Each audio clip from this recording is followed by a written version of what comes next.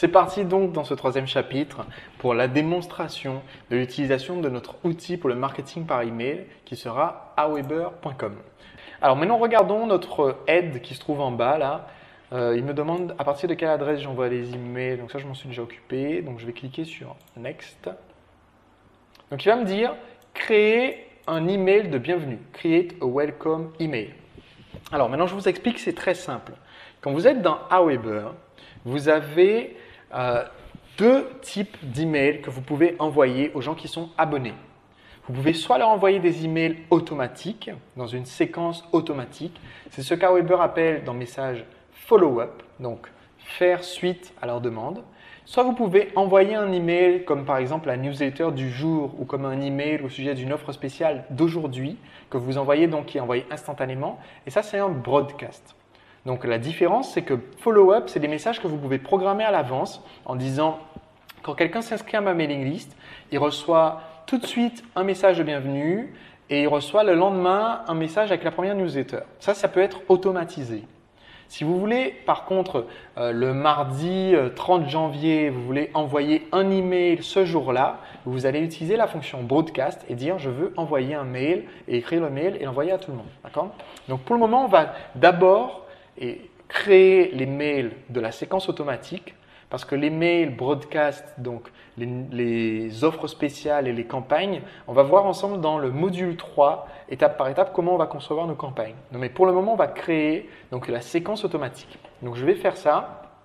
Donc soit je clique sur Do this step pour créer un welcome email, soit je vais sur Message, Follow-up. Et je vais donc voir ici la liste des messages automatiques à envoyer. Alors comme vous pouvez le voir, pour le moment, il n'y a aucun message dans Follow-up. Donc je vais faire ajouter un nouveau message follow-up, donc add new follow-up message. C'est la même chose que créer le message de bienvenue, d'accord? Donc je vais le faire. Et donc, ici j'ai une fenêtre où je peux saisir le titre du mail qu'on va recevoir en premier, donc le mail que je reçois à l'instant où je me suis inscrit à la fameuse mailing list. Alors j'ai demandé à Caroline de me préparer un email donc sur la nutrition. Vous allez voir ici et que je vais copier-coller donc pour l'utiliser. Alors, le secret quand vous allez avoir votre newsletter, c'est que pour la rendre intéressante et utile, vous allez essayer de répondre à une question que peut se poser votre prospect. Donc, pour que Caroline me prépare cet email, je vais donner la consigne suivante et c'est celle que je vous ai donnée aussi en exercice auparavant, c'est de rédiger un email qui réponde à une question que se pose votre prospect et qui y réponde de façon assez brève, assez concrète et donc c'est ça qu'on va utiliser comme base pour notre message. Donc, j'ai demandé à Caroline, supposons que ton prospect se demande « j'ai trop mangé ce week-end ». D'accord ? Alors, on va utiliser la réponse qu'elle a écrite par rapport à la question de Christian. D'accord ? Donc, je vais copier, je vais coller et ensuite je vais un petit peu arranger ce mail. Alors, le titre du message sera « Bienvenue » ou alors, encore mieux, un conseil nutrition pour bien démarrer. Donc dans mon tout premier message, avant même de donner des conseils, je vais commencer par saluer la personne, bonjour. Et Aweber possède une fonction qui est formidable, qui me permet d'insérer le nom de la personne qui s'est inscrite à ma newsletter. Si je clique ici sur Personalize, personnaliser, je peux choisir des variables. Alors certaines sont très compliquées et on n'utilise jamais, mais les plus simples sont name, name fixe, first name, last name. Donc first name c'est le prénom, last name c'est le nom de famille, name c'est le nom. Donc je vais utiliser par exemple bonjour name. Et donc si quelqu'un s'inscrit à ma mailing list en disant je m'appelle Frédéric, donc le mail qu'il va recevoir va dire bonjour Frédéric. C'est formidable, ça nous évite d'avoir à personnaliser à la main tous nos emails, c'est complètement automatisé. Donc bonjour Frédéric par exemple, félicitations. Vous êtes bien inscrit à la mailing list nutrition. Je vais donc vous envoyer de temps à autre, ou encore mieux, je vais donc vous envoyer chaque Alors, posons-nous la question, à quel moment il serait le mieux d'envoyer un mail au sujet de la nutrition? Alors, Très certainement le lundi. On a fait des Excel week-end, on a envie de prendre des bonnes résolutions pour la semaine. Le lundi, c'est une bonne idée. Sur la newsletter relaxation, par exemple, j'enverrai plutôt mon email le vendredi, quand les gens sont extrêmement stressés et qu'ils ont bien besoin de se relaxer un coup. Donc, vous êtes bien inscrit à ma liste nutrition. Je vais donc vous envoyer chaque lundi des conseils pour vous aider à avoir une alimentation plus équilibrée. Voilà, on va juste dire ça pour le moment. Le conseil d'aujourd'hui, alors on va mettre en attendant lundi prochain, puisque je ne sais pas quel jour la personne s'est inscrite, elle ne s'est pas forcément inscrite un lundi. Voici déjà un conseil que j'ai envoyé en réponse à, alors je ne sais plus comment il s'appelait dans le mail, j'avais dit Christian, donc à Christian qui me demandait, qui me disait: j'ai catastrophe, j'ai trop mangé ce week-end.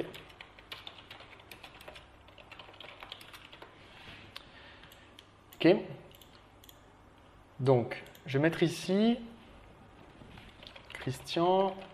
Peut-être que c'est vrai, mais ce n'est pas grave. Alors donc je garde le message que Caroline a écrit, je m'explique, il est important de chérir, de garder les positions de la table, donc de manger, etc. Je vais mettre quelques retours à la ligne. Alors j'aime bien que mon mail soit aéré, donc c'est pour ça que je vais éviter d'avoir des très très longues lignes. Je vais au contraire faire des retours à la ligne de façon à ce que le mail soit sur une colonne assez étroite pour que la lecture soit facile. Donc voilà, je fais ça. Il suffit de reprendre ses bonnes habitudes alimentaires dès le lundi matin. Il faut aiguiser votre vigilance, être vraiment attentif. C'est très simple, c'est une discipline à apprendre et à appliquer tous les jours. Donc là, j'ai un mail qui est quand même relativement court, c'est pas trop long. Le conseil fait 3 paragraphes, c'est tout à fait digeste comme newsletter. Qu'est-ce qui manque dans cette newsletter? Bien évidemment, dans cette newsletter, il manque un appel à l'action parce que dans cette newsletter, j'ai donné un conseil, c'est bien sympathique, mais je n'ai encore rien vendu. Je n'ai pas vendu mon site, je n'ai pas vendu des conseils, je n'ai pas envoyé la personne me prendre rendez-vous. Donc, je vais ajouter, soit dans le corps du mail, soit à la fin. J'aime bien le faire au début et à la fin. Donc là, comme c'est un mail de bienvenue, je ne vais pas forcément le faire au début, mais je vais le faire au moins à la fin. Je vais conseiller, donc, pas Christian, mais mon abonné, je vais lui dire, je vais mettre ici, donc, fin de ma réponse à Christian. Et je vais mettre ici, donc name, ou même, j'aime bien mettre au milieu d'une phrase, comme ça, si jamais la personne n'a pas entré son prénom, la phrase a quand même du sens. Donc je vais mettre, si vous aussi name, donc ça donnera, soit si vous aussi Frédéric, vous avez besoin d'un conseil pour retrouver la forme avec une alimentation équilibrée.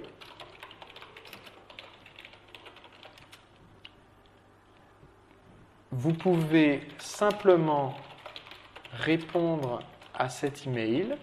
Et là, je précise mon email. Alors, ce n'est pas indispensable dans la mesure où, justement, on a déjà reçu l'email de la part de caroline@free.fr, mais je précise l'adresse mail parce que j'ai constaté en faisant le test que beaucoup de gens préfèrent cliquer ici et ça ouvre une nouvelle fenêtre de mail plutôt que de rechercher tout en haut de leur fenêtre le bouton répondre. Donc quand je dis répondre à cet email, je donne mon adresse mail de façon systématique. Donc vous pouvez simplement répondre à cet email ou m'appeler pour prendre rendez-vous pour une consultation. Et ici, il manque encore d'avoir une offre irrésistible, mais ça, on va voir ça ensemble dans le premier chapitre du module 2, parce que pour le moment, ce n'est pas encore une offre irrésistible, et on va voir ensemble dans le chapitre 2, dans le module 2, comment améliorer cette offre pour que ça devienne une offre irrésistible. Mais c'est déjà un bon début, parce qu'on a donné un appel à l'action, et donc, il faut que chaque communication que vous faites avec le prospect ait un appel à l'action. Ok ? Donc, je vais aller là, et je vais signer à lundi. Caroline Herminger, nutritionniste. Voilà. Alors, ça serait encore mieux si on pouvait mettre nutritionniste, auteur du guide XYZ qu'il va falloir rédiger pour améliorer notre crédibilité face aux prospects. Donc, comme vous pouvez le voir, j'ai rempli un message en HTML, ce qui veut dire qu'en fait, je peux utiliser les petites fonctions comme dans Word ici pour mettre du gras, du souligné. J'évite de trop abuser et surtout, ma newsletter ressemble quand même à un mail qu'on pourrait envoyer personnellement à quelqu'un. Ce n'est pas une newsletter avec des grosses images, avec un design compliqué. Pourquoi? Parce que le taux d'efficacité des newsletters comme ça, qui sont perçus comme étant personnels, comme quelque chose qu'on aurait pu envoyer nous-mêmes à un ami, ce taux d'efficacité est supérieur à celui des newsletters qui ressemblent à une brochure d'entreprise.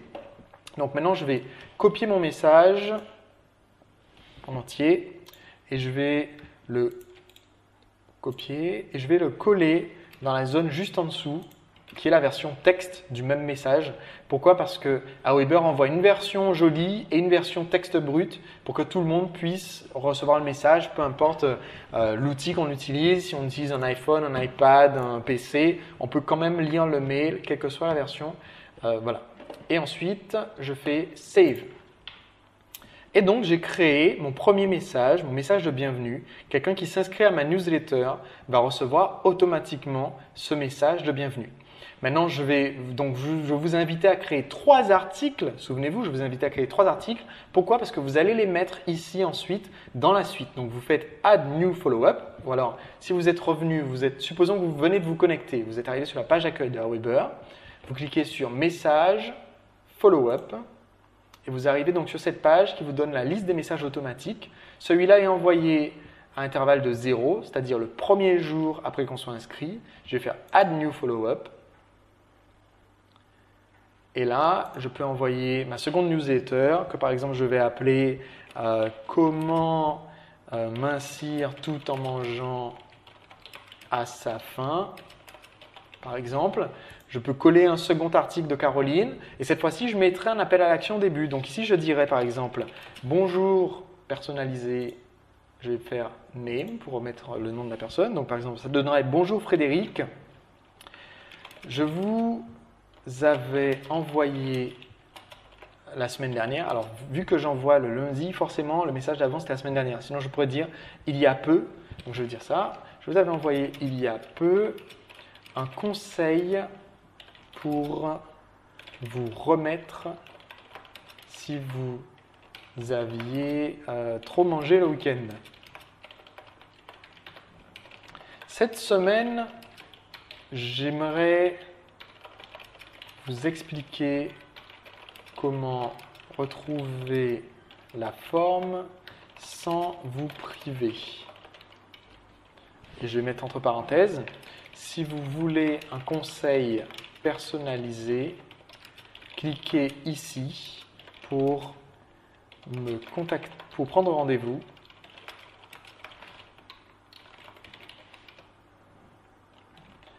Et bénéficier d'une consultation avec moi. Okay. Et ici, je vais mettre un lien. Donc, je sélectionne cliquer ici pour prendre rendez-vous. Je clique sur le petit bouton ici avec une petite planète et un lien là. Hop. Et il va me demander à quelle adresse je vais faire le lien URL. Donc, je vais mettre HTTP et je mets l'adresse du site, la page où il va y avoir... donc ça va être formation, pas formation, ça va être nutrition, pardon. Nutrition Bordeaux /contact.com/contact par exemple. Donc ça c'est l'adresse de la page sur mon site où il y aurait le formulaire de contact ou de réservation de rendez-vous. Je fais insert pour insérer le lien et là il y a un lien et ensuite je mettrai l'article. Donc bon, je ne l'ai pas sous la main donc c'est juste pour vous montrer. Je mets ma signature à lundi prochain. Caroline Amanger, nutritionniste. Voilà. Et je vais copier ce message, mettre le même dans le message texte brut. Alors évidemment, comme le lien n'est pas copié-collé, je vais mettre le lien en clair. OK.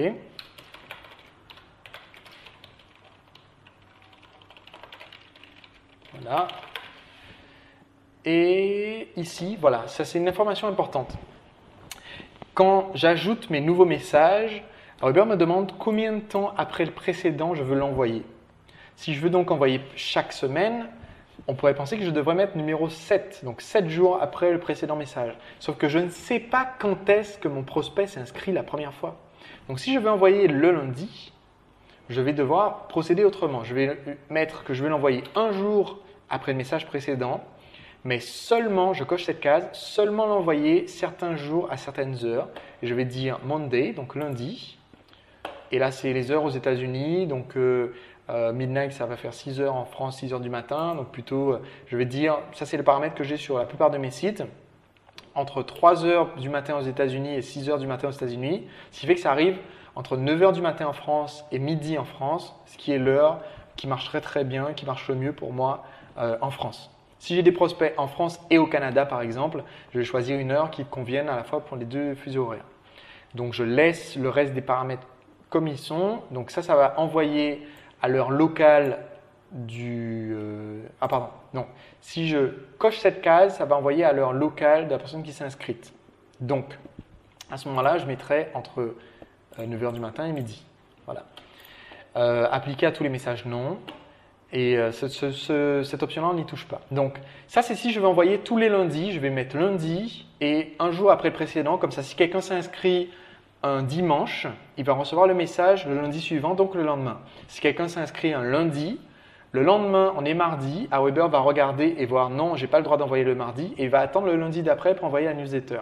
Si peu m'importe le jour et que je vais envoyer tous les 7 jours, je mettrai juste 7 ici et je ne cocherai pas l'option seulement certains jours à certaines heures. Ok, je sauvegarde mon message, save. Il teste, c'est important, Aweber teste les pages et là il a testé, il me dit bah, tiens, la page n'existe pas encore, est-ce que vous êtes vraiment sûr que vous voulez envoyer ce mail? Donc là pour le moment je vais dire oui, parce que je sais que je vais créer la page dans la foulée, dans les quelques secondes qui vont suivre, et je fais save. Donc comme vous pouvez voir, dans Follow-up, maintenant j'ai un message envoyé n'importe quel jour qui s'appelle Conseil nutrition pour bien démarrer, qui est envoyé le premier jour, 0 jours entre le moment d'inscription et le moment d'envoi du mail. Et un message envoyé un jour plus tard, mais uniquement le lundi, qui s'appelle Comment mincir tout en mangeant à sa faim. Voilà. Donc c'est comme ça que vous allez employer vos 3 articles. Vous allez utiliser ce format que je vous ai décrit pour inclure vos 3 articles à la suite, espacés d'une semaine. Comme ça, quelqu'un qui s'inscrit va automatiquement recevoir plusieurs messages de votre part sans que vous ayez à lever le petit doigt.